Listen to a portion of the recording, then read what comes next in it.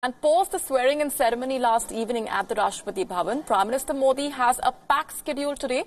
Prime Minister Modi held separate bilateral meetings in New Delhi. Just a short while back, Prime Minister Modi met Sri Lankan President Maithripala Sirisena. The leaders noted that terrorism and extremism continue to pose a huge threat to humanity and committed to closer bilateral cooperation for peace and security in South Asia. Maithripala Sirisena, remember, was present during last evening's swearing-in ceremony.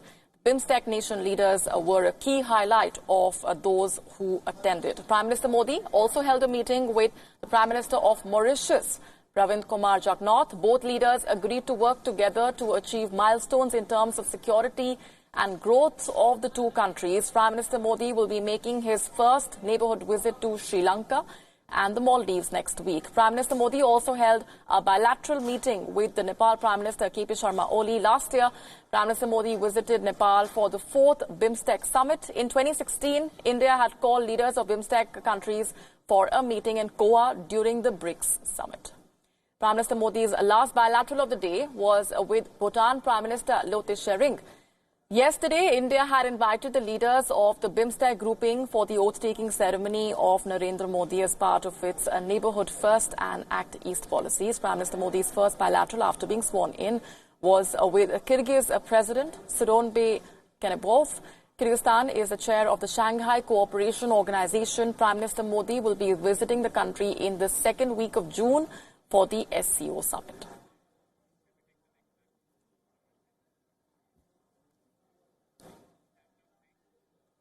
And the biggest surprise in many ways from last evening was the induction of S. Jaishankar, as we just discussed, as a cabinet minister. But that's not all. The former foreign secretary is now heading the Ministry of External Affairs, and that means he forms an integral part of Prime Minister Modi's core team and is a member of the topmost cabinet group, the CCS, or the Cabinet Committee on Security. The key challenges for Jaishankar in his new role would include Iran, the US trade deficit with India, and the country's trade deficit with China. Experts say that Jaishankar's inclusion as External Affairs Minister can bring in the expertise needed to navigate the economic turbulence arising out of the US-China trade war. As we know, Jaishankar's experience in the Indian Foreign Service has been vast.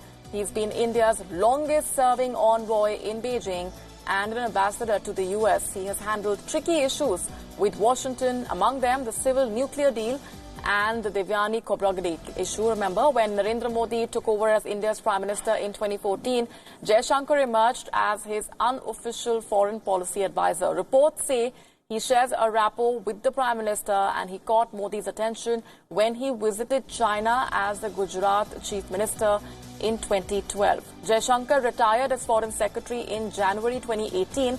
In April that year, the Tata Group appointed him as the head of global corporate affairs.